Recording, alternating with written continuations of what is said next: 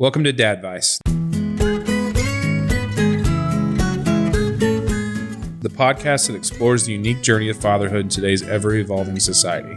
I'm your host, Sean, along with Chance, and we're going to embark on a heartfelt exploration that truly means to be a dad in the 21st century. Today's dads are nurturing, involved, deeply committed in their children's well-being and development. On Dadvice, we'll dive into a myriad of experiences, challenges, and joys. And the pride that comes from being a positive influence in their lives.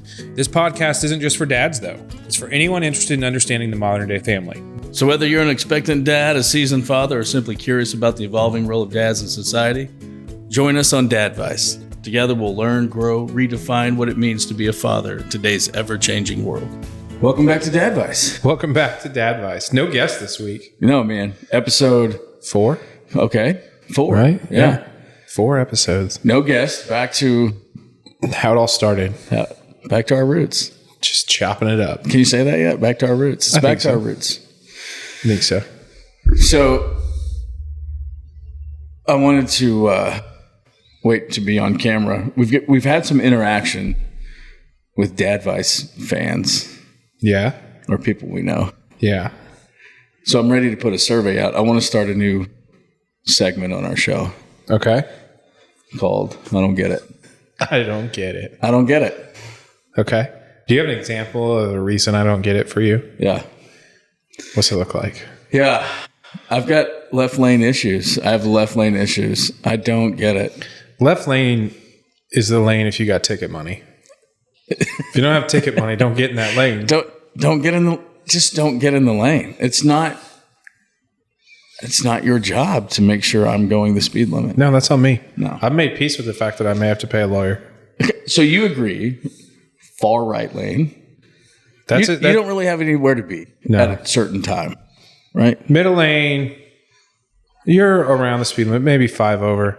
Left lane means I'm not worried about that. Wait, middle lane, can you go under? No. Speed limit or 5 over, that's it. No, yeah. I feel like we're teaching the world. If you're in the right lane, you can go under the speed limit, but I don't agree with you.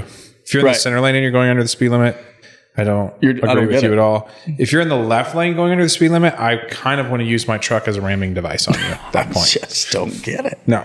Here's what I really don't get. I don't understand after all the years, all the comics that have made jokes, all the people that have taught, like, I don't understand. Well, I don't either. Yeah. I think people just get in their own world and don't pay attention. I mean, on the highway, you're just so oblivious. See, because I feel the same way about the grocery store and carts.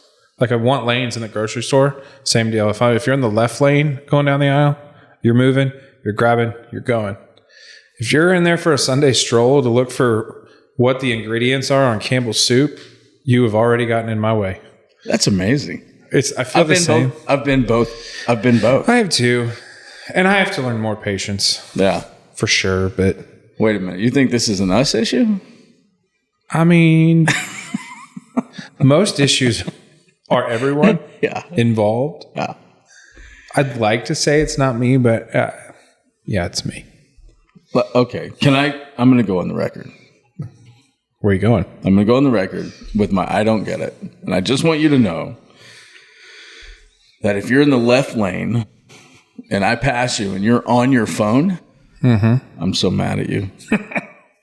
So I was going into downtown one day in the left lane and was on my phone and passed a police officer who was in the center lane. He and I had a great laugh on the side of the highway when he wrote me that ticket. Didn't even give you a break. No. He walked up. He goes, "Do you know why I pulled you over?" And I said, "Yep." Yeah. He goes, "You seriously passed me." And I was like, I was just as surprised as you were. Yeah. Was he going the speed limit? Because I appreciate him being in the middle lane. He was. I was not. Yeah. I was in the ticket lane. And we enjoyed a good laugh on the side of 70 highway on that one. I got what I deserved. I love it. Anyway, I want to start a new segment because there's a lot of things I don't get. Yeah. But I know your opinion, right? You let me say whatever I want. And I appreciate that. But it happens. I want to hear what these guys want to hear, right? Yeah. I feel like there should be, because today's topic is going to be pretty heavy. I'll tell you what, we'll throw out an Instagram post with the I don't get it. And I want everybody that listens to get on there and give us, either tell us we're stupid, be gentle because we know our wives tell us, or give us your I don't get it so we can talk about those in future. Yeah. I need more I don't get it because I guarantee you they're all the same. Can I just elaborate? Here's another thing that I don't get.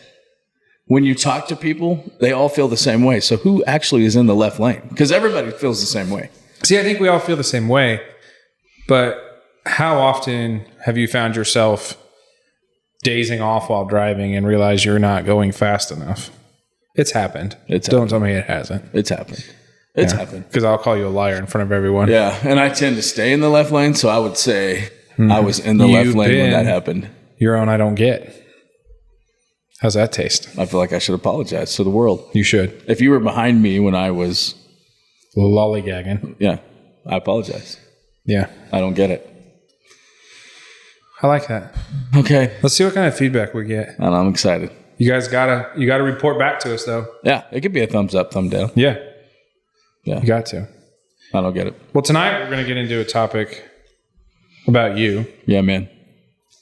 And before we do, I want to frame the conversation that's about to happen with Isaiah 55, starting in verse 8. For my thoughts are not your thoughts, neither are your ways my ways, declares the Lord. For as the heavens are higher than the earth, so are my ways higher than yours, and my thoughts than yours. Wow. I don't want to be interviewed about this topic by anybody but you. That's gonna frame where we're about ready to go. Yeah. So let's go back 6 months. Okay. 6 months ago, what does your work life look like? So 6 months ago, I was working for a company out of their corporate office remotely. I was in Kansas City, but I was in their corporate office trying what I thought was to make a difference, and really writing all the things that I have done. Really proud of myself, and in a moment of self-awing. Yeah, I was working remotely. Small group of us. Would you felt like, because you'd worked for this company for a long time, 17 years. Did you feel like you saw yourself saying, "I made it"? Yeah, I made it. All my hard work has paid off. Yeah, yeah. I'm here. This is what I've worked for. Yeah. Finally, I'm getting recognized for the hard work that I do. Yeah, for sure. That didn't last very long, though, did it? Before we even get to kind of the totality of what happens, would you say it's fair in the final 3 months you start seeing cracks? Definitely. Cracks in some of the folks you work with, cracks in how you saw yourself acting. Yep. I mean, for those that don't know, one of the things about this position was you had to do a little traveling. A lot. And you ended up doing more than they had even projected to you. Right. What did you notice happening in that? So, as traveling happens, I think anybody who travels for work gets it, right? Like in the beginning, it's fun. It's a new city, new hotel, new food, new atmosphere. Things that you hear about on TV, you get to see. So it was exciting. And when it first started out, I would call my wife every night and be like, man, this is what we did today. And here's the cool thing that we saw. And here's the cool thing that we did. And I began to travel so much that became a time out of my day, right? So if I was gone for 5 days, I'd find myself quick texting or quick calling my wife and just going, hey, I'm here. I'm alive. And we're going out to eat. So the descriptions of where we were became shorter. Our conversations became shorter. And the times we communicated became fewer. So do you feel like it only fed that ego of I made it. Oh, yeah. Yeah, man, because I think one of the hardest things for me was, well, I'm wired to be respected, right? Mm-hmm. And so at work, man, that was it. I was respected. Thought I was, mm-hmm. right? Thought that this company really needed me. Yeah. And yeah, so yeah, it just, everything became feeding. I didn't have time to tell everybody I'm safe and sound. I didn't have time for that. I'm entertaining. We're going, we're shaking, right? I'm doing what it is that needs to be done. And you feel like this, everybody needs my time. Mm-hmm. And I started retracting from the people who needed me. Right. If that makes sense. It does. And so, yeah, it became a very much of a chance show. You know, Scripture talks about the dangers of idolatry, and you see it in, I believe, in Exodus when Moses, I believe so. If I got that wrong, I'm sorry. Is up on the mount getting instructions from God, and the Israelites build a golden statue to worship because they can't wait. You decided you made it, put yourself in a position where, you know, work kind of became that golden statue because, you know, you felt like you were there. Yeah. And cracks start showing. Yeah. Yeah. I think I should back up even further. I think I should back up 17 years ago, right? The whole reason I have this job is I wanted to be a dad. When Nevaeh was born, I was working in retail, right? So gone till midnight, and then sometimes turn around and opening the store. So home at midnight, leave at 6. Yep. I was missing everything. So I got on my face, right? And said, hey, I want to be a dad. I want to make sure that I am doing all the things that I'm supposed to be doing. So I got on my face and found this job. And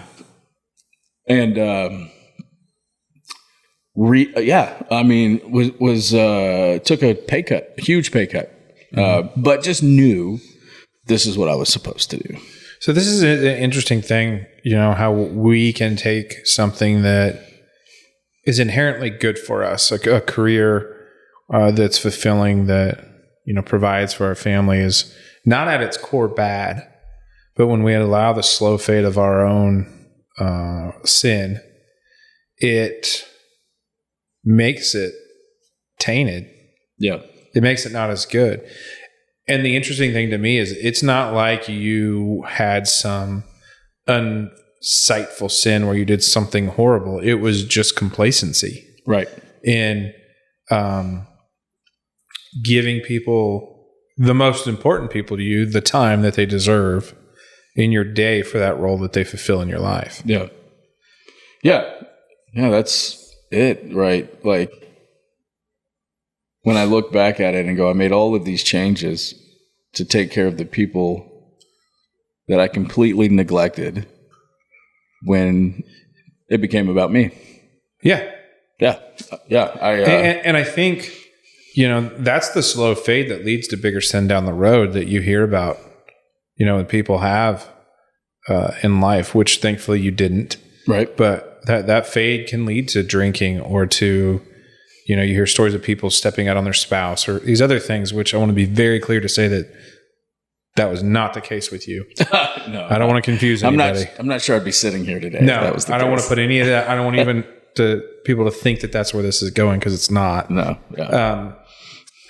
But it's easy to see how that fade can easily just slowly crawl over, where it becomes more and more about you. And then that can start coming into your home, where you get home and you don't want to give your time. So a couple of things happen, right? So I can tell you exactly, looking back, like the clarity, you and I have talked off camera about this, right? And the clarity for me, looking back, is amazing. And what happens is you start getting promoted every year, every 6 months, every 8 months, and you're promoted and you're promoted. The next thing up is you, and the next thing up is you. And next thing you know, people around you are going, man, I'm so proud of you. Like, man, you're really doing it. You're doing it. You, and then you get promoted, and you start going, yeah, man, Yeah, me. I'm pretty good at this Look thing. what I did. Yeah, I'm pretty amazing at this thing. And then the scary part is when you start coming home and you're not getting the same respect that you get at work, and you start. That's when the enemy really starts coming in and going, "Hey, man, these people don't get how good you are. These people don't understand how amazing you are. Your wife does not appreciate how hard you work and how good you look at all these things you've done." Mm-hmm. And they don't. She wants you to pick up socks, right? There's a little bitty mess on the sink, and she's flipping out about that. Like, you don't understand. You don't understand who you're dealing with. And that narrative isn't accurate. Right. It's not. Yeah. It's not what we've been asked. It's not what our marriages should look like, right? No. And it makes us not be as good of leaders at work when we start taking that in to ourselves. It gave me a great understanding of maybe a better way of saying this. It gave me empathy of how people wind up in spots that they're in. Mm-hmm. Yeah. I see it, right? I'm only thankful that this happened. I'm thankful that my job got ripped out from under me. I'm very thankful for that, because where I was headed wasn't good. Right. And I lost a lot of how I got there. Mm-hmm. And yeah, man, I was becoming somebody I didn't like. That's for sure. Let's move forward a little bit to the event. Yeah. You're out of town. You and your boss Yep. have to some dinners you're supposed to go to, entertaining clients, some time on the golf course with clients, correct? Yep. Yeah. And there's an incident with a golf cart. Yeah. Yeah. Which I think I've sent you several golf cart crash clips since then, because I'm sick. Yeah. But yeah. I wish I could say you were the only one. I know your brothers are hopping in that line too. I know Shane is shooting those over by the day. He couldn't wait. Guaranteed. Yeah. I probably had one in my inbox before I got home. So yes. Yeah. So we were on a golf course. The golf cart tipped over. I was headed up the fairway. Took a sharp left. It tipped over, man. We're still kind of unsure of how it really all happened, because it was not a big deal to us. Cart landed on my boss's ankle, broke his ankle. I'm so sorry for that. And the rest is history, man. So then you get back, and not only do you lose your job, but you're accused of being dishonest. No. They claimed that you had been drinking, that you were... Yeah, a little character attack. Yeah. So claimed that we were just drunk and all over the golf course. We were all over the golf course because my boss doesn't play golf. So every time he hit the ball, it went straight right. So it's funny, because in my exit interview, I mean, you know me, I'm honest, right? And I'm like, yeah, man, we were all over the golf course. I can just see them like, oh, yeah, right. Yeah. But that's not for the reason. But yeah, so we got blamed for some things we didn't do, and whatever. But we didn't go to a dinner. We didn't, and that's ultimately the reason they let us go, and or let me go, and so I couldn't argue that, right? We didn't go to the dinner. I didn't know it was that important. I didn't even know there was a dinner until we got there. So. But we didn't go. So, they let me go for that. 17 years, not a blemish on my record. Me walking around like I'm the top dog. And now you're out. Jobless. So, no blemish on your record. Review after review, year after year, moving up. At this point, you're working for the corporate office. That's right. What was the immediate feeling to just be dismissed that easily? I was mad. I was absolutely furious. I couldn't believe it. Like, I was listening you hear people say like this was happening to me, but I was outside watching it. And you're sitting in the room with some people that you considered to be mentors and friends that you've spent years in the trenches with that are now on the other side of the table, accusing you of things that looked them in the eye and said, "You can count on me." So you get this news, you're working from home. Correct. So you hear it, immediately walk upstairs. Amber's here because she also worked from home. That's right. How's that conversation look? So I walked upstairs and I said, "Hey, I just got fired." I said, "I just got fired." And she was like, "Stop playing with me. I don't have time for this." I said, "Man, I'm not playing. I literally just got fired." And she was like, panic. Yeah. I could see it in her face, right? She was trying to be there. Be brave. But we literally built a life around my career. Yeah. And so, yeah, just pure panic on her face. Internally, on some levels, you're feeling the same way. Out of my mind. Scared out of my mind. Yeah. What am I going to do? I only know one thing. I did it for 17 years. What do I do? What do I do? How do I fix this? Yeah. And egotistically, looking back, one of the funny things is, or maybe not funny, how wrapped up I was in it. My first thought was, how do I clear my name? Right? Self-preservation. Yeah. Like, I was really mad. I'm still mad. I'm still bitter.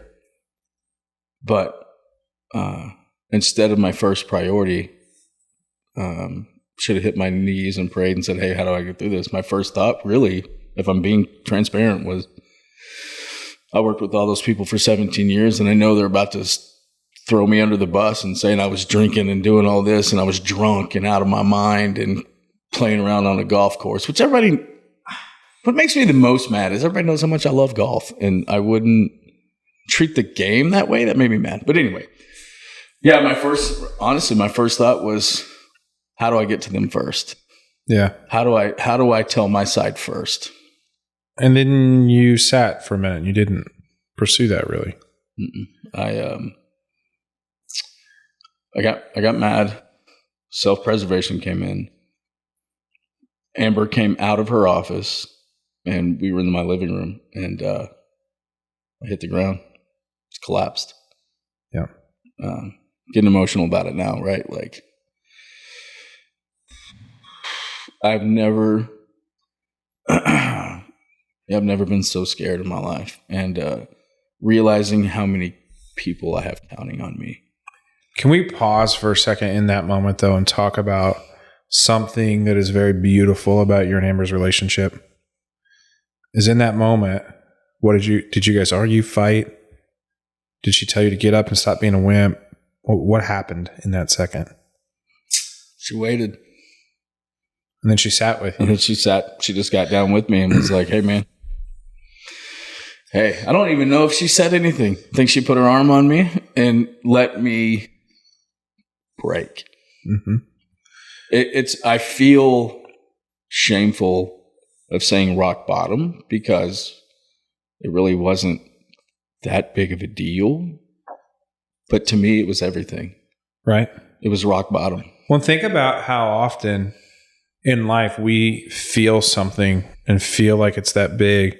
And while we can't physically see God putting his arm around us like Amber did for you that day, that's exactly what Scripture says that he does. Yeah.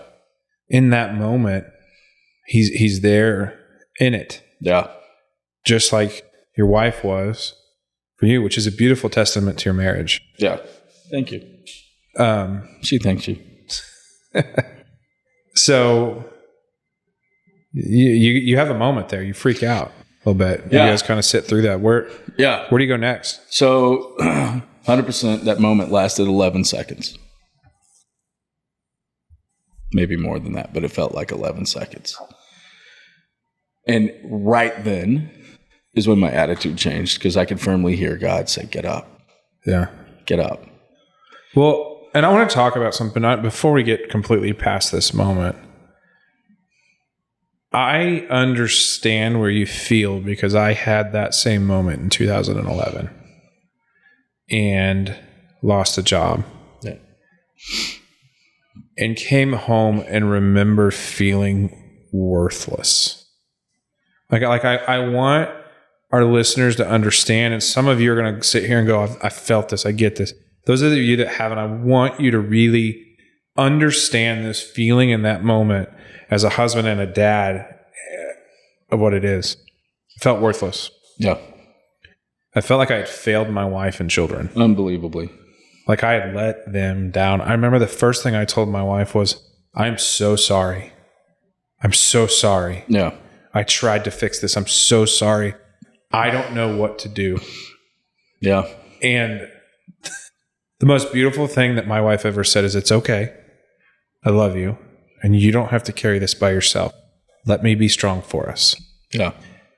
That broke me in some of the best ways for my relationship ever, because I finally, for the first time in my marriage, looked at my wife and said, you're supposed to carry some of this. I'm supposed to carry some of your stuff, and really let her in to do that. Yeah. And based on our conversations off camera that we've had, you guys had a similar moment. Yeah. In that moment, spoken, unspoken on some levels, but it was there. Man, that's a great explanation, right? So it was, I'm the head of the house, right? I think I sent you this thing, or maybe you sent that to me about it doesn't mean they love me more, or they look up to me more, anything like that. It's not an ego thing.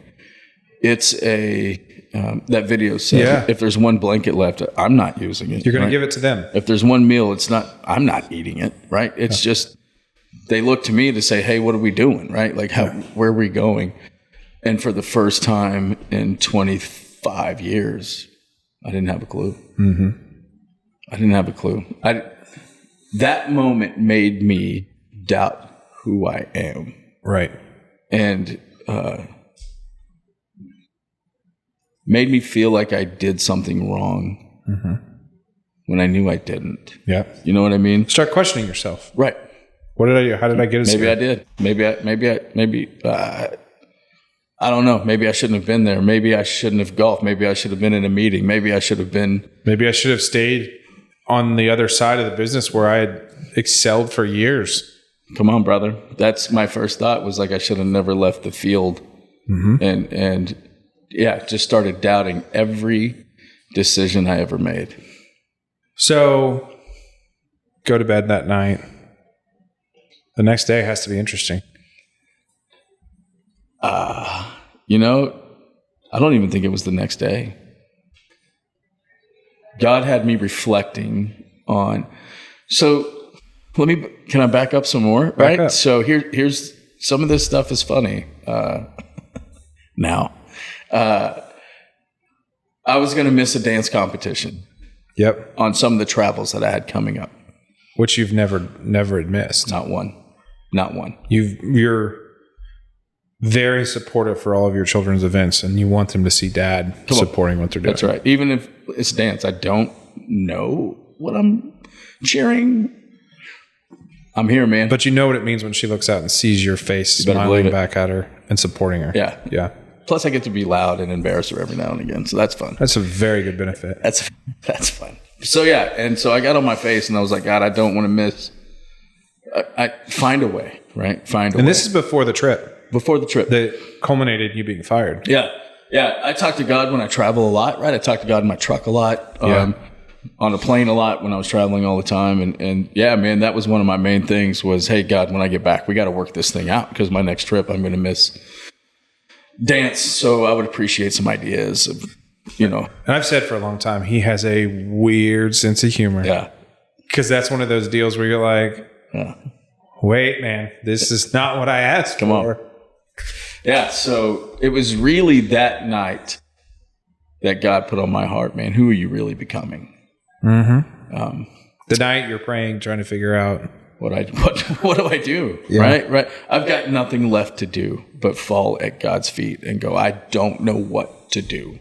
I never thought I would be in this situation. I don't have a plan B. Mm-hmm. I was my plan A, which is where I went wrong. Right.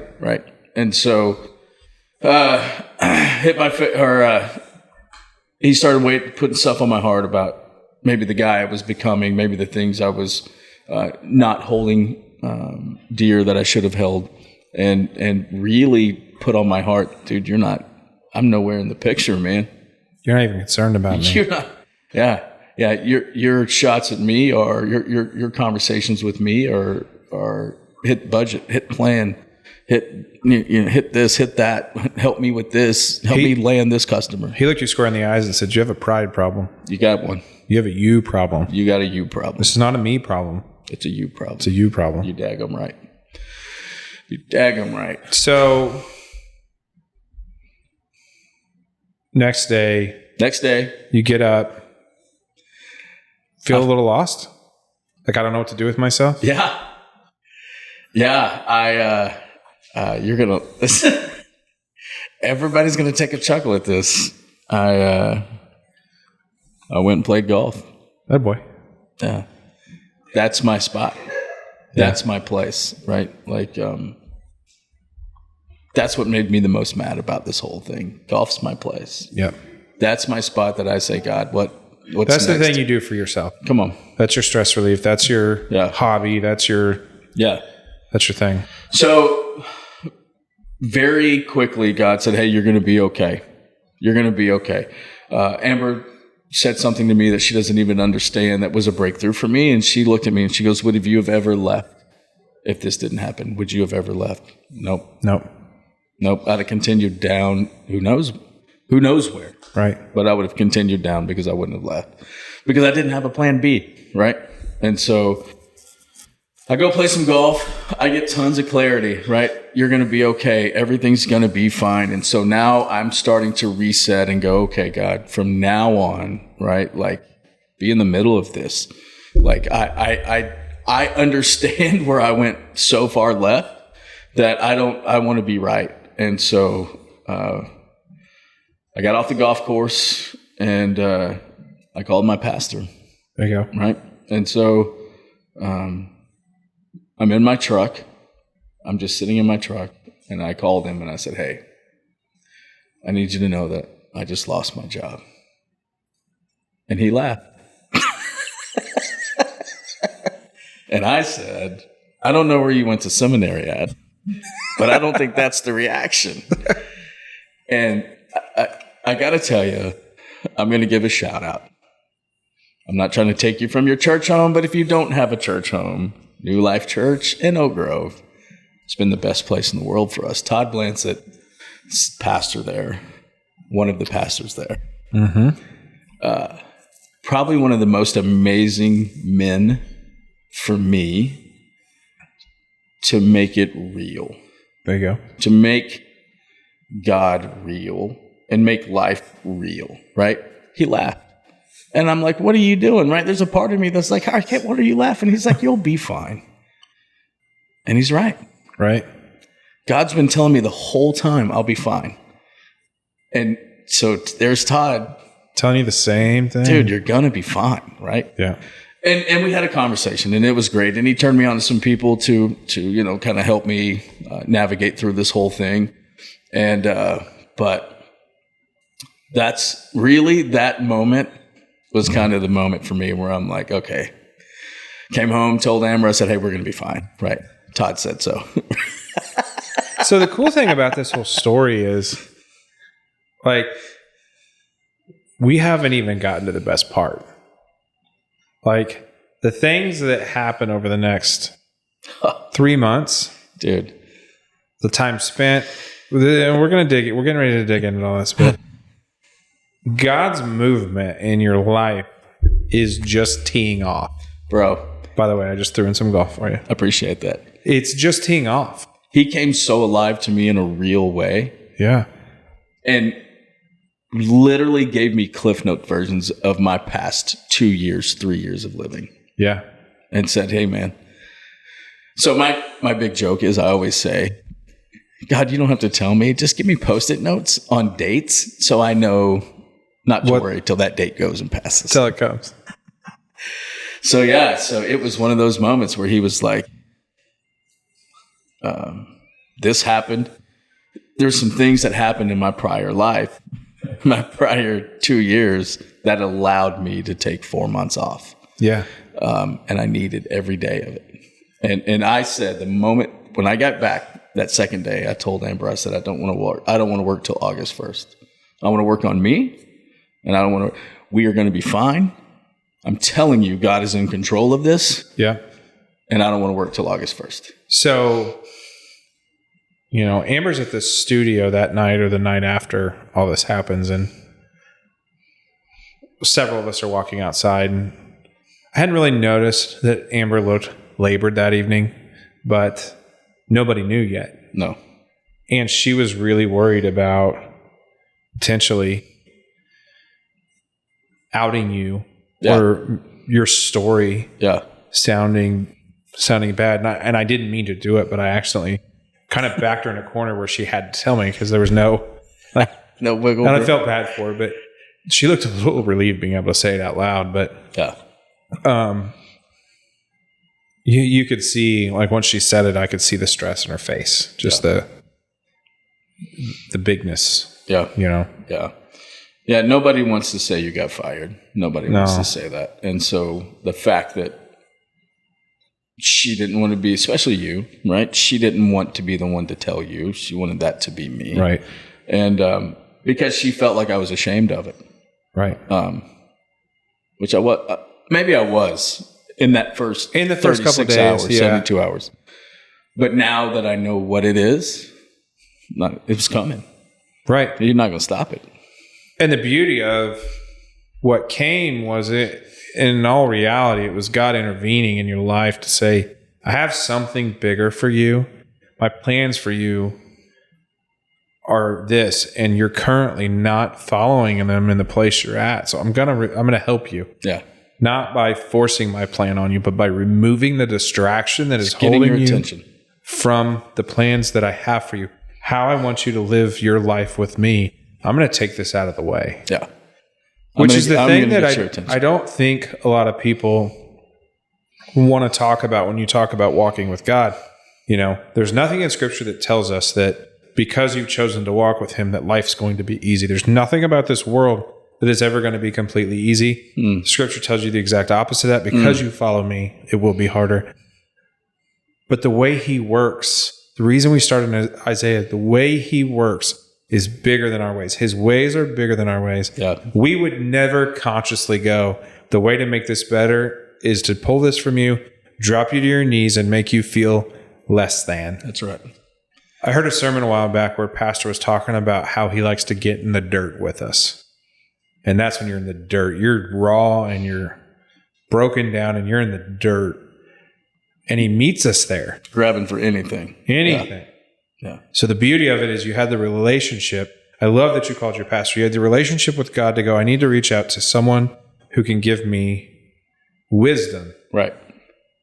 Which should also be a great story to talk to your kids and your teenage daughter who's going to be in college when you tell her, get on your face. You've heard what Mom said. You've heard what I've said. Now go see what God says. You did it. Yeah. And there's nothing more powerful in life to show your children than you actively doing the things that you talk about. Yeah. That's powerful. Yeah. I laugh because in the middle of this, and I would love to have this moment of, man, I turned straight to God and I've never turned back. I've never turned away. It wasn't about me ever again, but actually, I don't know. A week later, it was about me again. Yeah. Yeah. Well, and listen, there's back to the fact that we are on this earthly world that's broken. We're sinners. Yeah.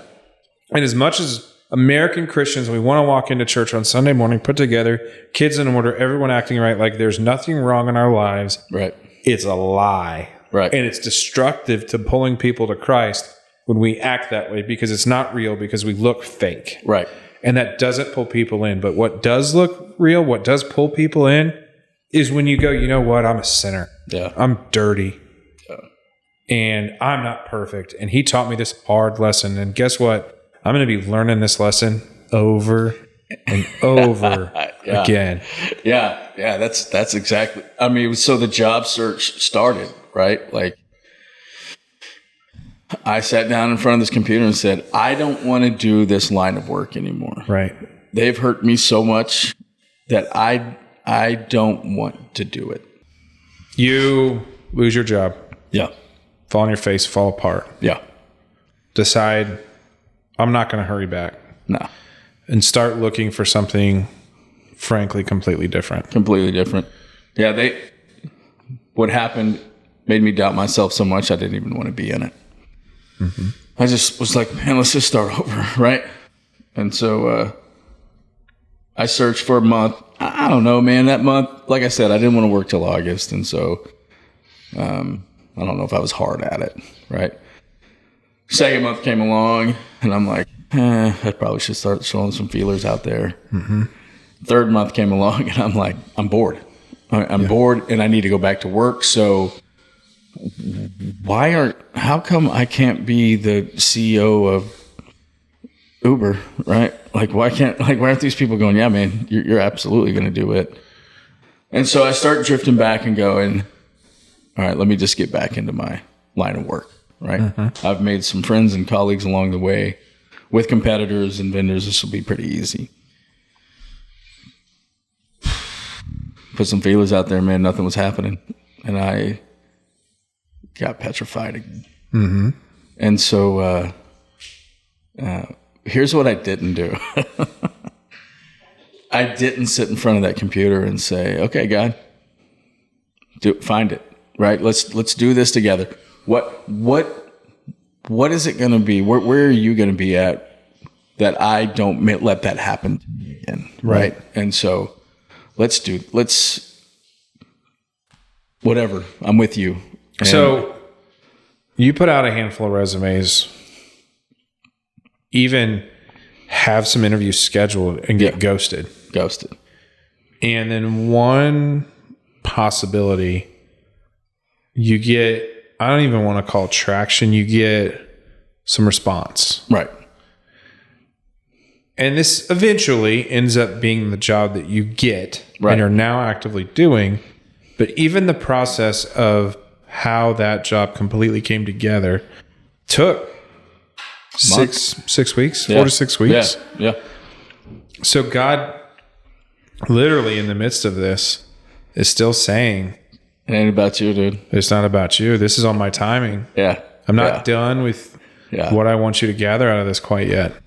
Yep. So literally prayed, responded to this job. Next thing you know, the guy calls me, my boss calls me, my now boss, didn't know at the time, calls me. He's from Texas. I'm from Texas. Heck, we used to play each other in football, right? Like all of these things are just falling in place. And it's right before Nationals. Yep. Right before Florida.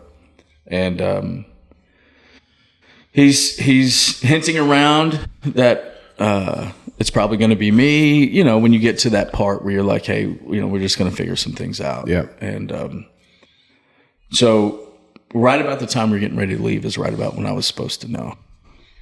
And I hit my face and I said, God, let me know before I go to Florida so I can enjoy Florida. Yep. Let me know.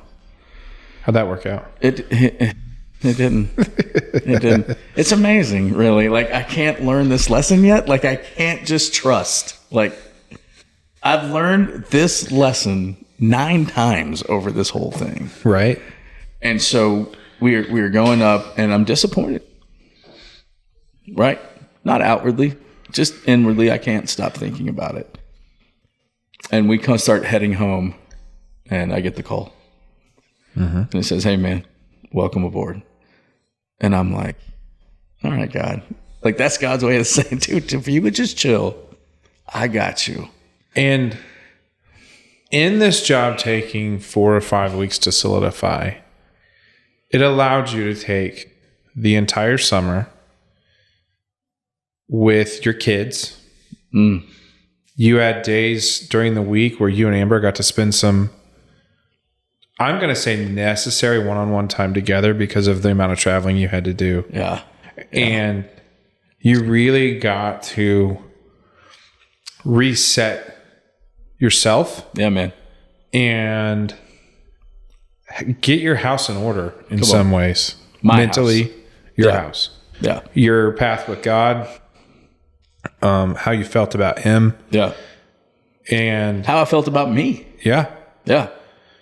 And be extremely intentional, because you're now not worried about a phone call from work or an email. When you set your phone on the table across the house, 3, 4, 5 hours go by and you haven't worried about it. No. Sean, I had nothing to do but be a dad and a husband. That was it. And it lets you just deepen those relationships. Yeah.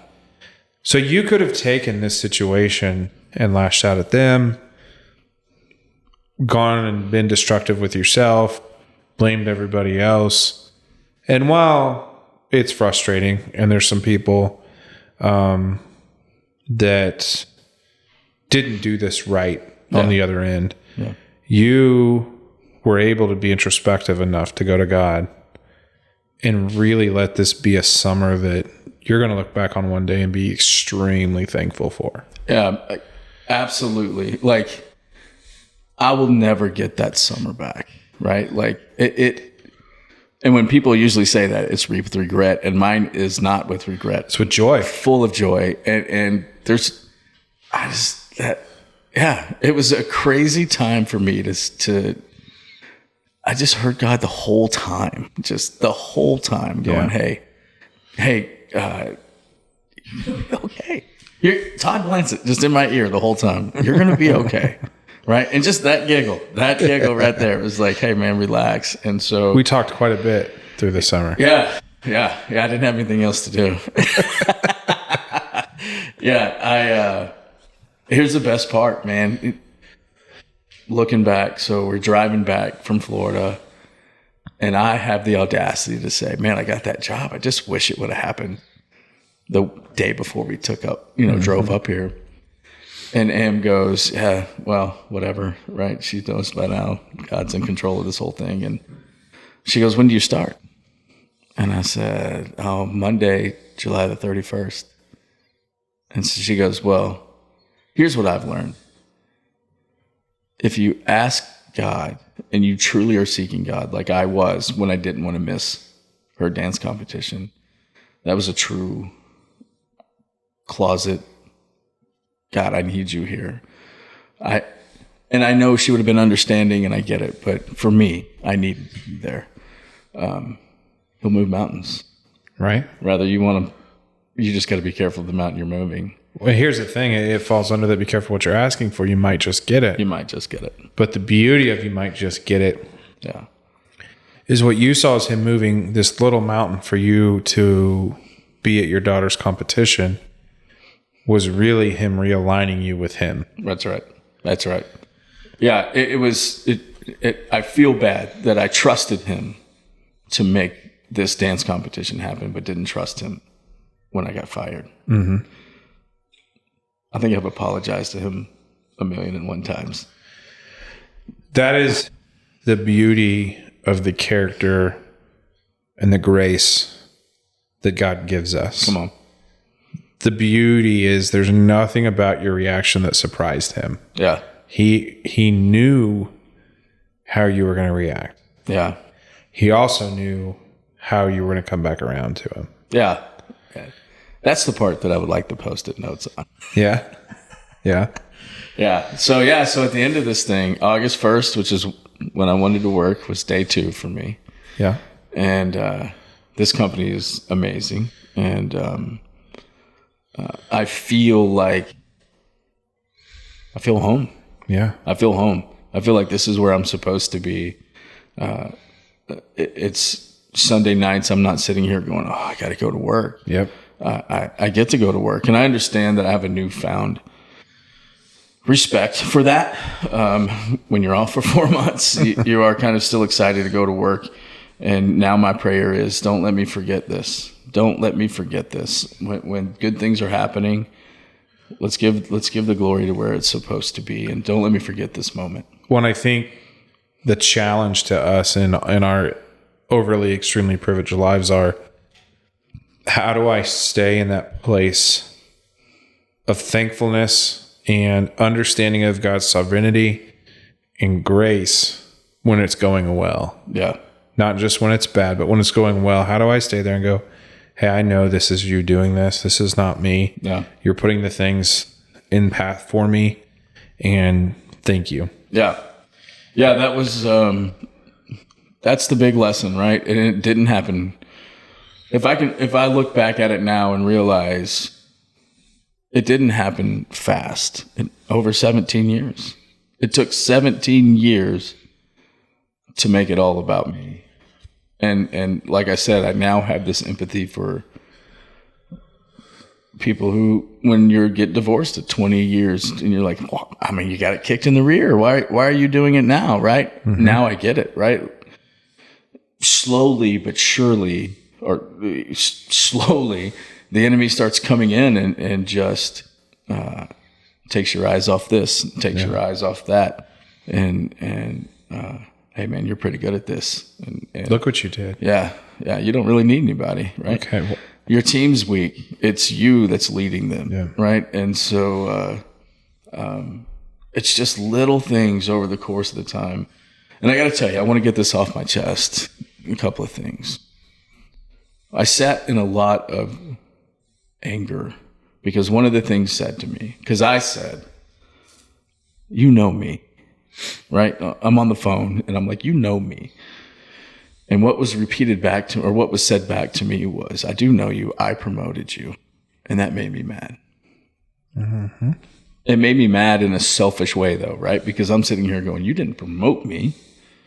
You hit the easy button. I promoted myself. And I sat in that anger for a long time over that one phrase. And then I realized, God, you're doing it again. Chance, you're doing it again, right? Yeah. You're making it about you again. And so I've let that go. And one of the things I'm working on now is I'm upset. I looked forward to writing my retirement letter. There's a couple of people in my life that have been true friends and true mentors. And I looked forward to mentioning them in my retirement letter and just making them realize the impact that they had for me. And I feel like that was ripped away from me, right? And now I don't get to do that. Let me ask you this. Yeah. You don't get to do that in that capacity, but how meaningful would it be for you to send those couple people a direct note from you just saying, hey, I just want you to know how thankful I am for that. And to me, it's almost going to mean more now. Yeah. Because they know. Yeah, they do know. They know. They absolutely do know. And you know, I battled things back and forth. I was going to write this huge thing. I was going to write a retirement letter anyway and post it somewhere, send it to these people. And some of the people that made me mad said, thank you for letting me trust in God again. Thank you for letting me know that people will always let you down. And, you know, it was built out of just anger and bitter, and it wasn't meant for good. It was meant to hurt people. Mm-hmm. And so I backed away from that, and I'm trying to work those things out in my own. And I think you're right? I think I'm just going to sit back and just write those individuals some letters and just say, hey, man, you have no idea the impact you had on me. Yeah. Thank you for believing in me. And the best part about this, it's godly men. Right? That's awesome. It's godly men who helped me mold this and would be disappointed that I turned it about me. Right. And probably are looking at this whole situation like that needed to happen. Right. You know what I mean? So kind of wrapping it up, you took something that was a horrible day and strengthened your marriage. Yeah. Strengthened your bond with your kids in 4 months. Definitely. Strengthened your bond with Christ. Unbelievably. Strengthened some friendships with some people with some free time. Yes. Spent some more time with your brother. Yes. Coached our pastor on how to respond to. Had a session with your pastor too. And took some weight off of your shoulders. So the beauty of not writing those letters, of not stirring that pot, is that you let God do his work instead. Yeah. You let him heal the things that he needed to heal in you, and to strengthen things he wanted you to strengthen, to now put you in a position where you're sitting here today different. Come on. But not negative different. Right. You're not sitting here bitter and angry. No, man, I'm not. I'm thankful. Right? I'm thankful. I'm thankful that somebody saw things that I didn't see. Right? And whether they handled it the correct way or not the correct way, did me the biggest favor ever. And so, it's amazing to me that in those moments that I was so bitter and hurt and mad and wanted to lash out, because I can cut you down with my words. I can do it. And I still heard God going, really, man? I mean, are you not learning nothing? That's how God talks to me, right? It's how Todd talks to me, right? That's what I'm saying. I feel like I'm at. Like I see God. This is going to be the biggest compliment to our pastor. I see God as Todd, right? Like, are you for real? Like, what's wrong with you, fool? Come on, man. You know you're dumb. And because I knew it, right? And I needed that for me. And so if you were to take the last 4 months and you were going to have to elevator speech someone why living in God's plan is worth it, what's the one sentence? How do you say it? If you put all your trust in God, He won't let you down. Let His plan work. Come on. His ways are bigger. Yeah. Isaiah 55. Yeah, it's amazing. Yeah. Thank you for being so open. Yeah. These aren't easy things to talk about. It's not always roses, man. It's not. And letting everyone see some hurt and some softer side is growth in itself. Because 4 months ago, I'm not sure you could do that. And that's a compliment I'm giving you. Thank you. Thank you. I think if we would have talked about me and my job 4 months ago, it would have looked very selfish. Yes. Very selfish. And can I say I wouldn't want anybody else interviewing me on these times but you? I think you get all of me. Well, I appreciate that. Yeah. Honored. You complete me. I feel weird. Can we end it now? We're done. I don't know how to end that from here. Cut! We've got a guy who does beautiful work. Maybe he can fix that. Sorry, Matt. Yeah. All right, man. All right. Well, listen, I've got some good news. We are really close to our website being done. Yeah. Yeah. And so Spotify, all these things are coming hot soon. Yeah, man. It should be the flip of the switch, and we'll get these things rolling because we're going to have buttons on our website where you can tell us your story and maybe things we can talk about. And maybe we'll add a I don't get it button if it comes out right. I think we should. I love that. Hit us on Instagram. Let us know your I don't get it. We'll throw a post down so you guys can respond. Yeah, press that. We want to hear from you. Press that like button. Press that subscribe button. That helps. Yep, get her done. All right, guys. Thanks, guys. Thank you for tuning in to Dadvice, the podcast where we explore the joys and challenges of fatherhood. And we hope you found tonight's discussion insightful, entertaining, and hopefully helpful as well on your journey as a dad. Hey, to stay connected with us beyond the podcast, make sure you check out all our various social media platforms. We're on TikTok and Instagram and YouTube and Facebook. Or you can email us at dadvicepodcast@yahoo.com. Thanks, and hope to talk to you soon.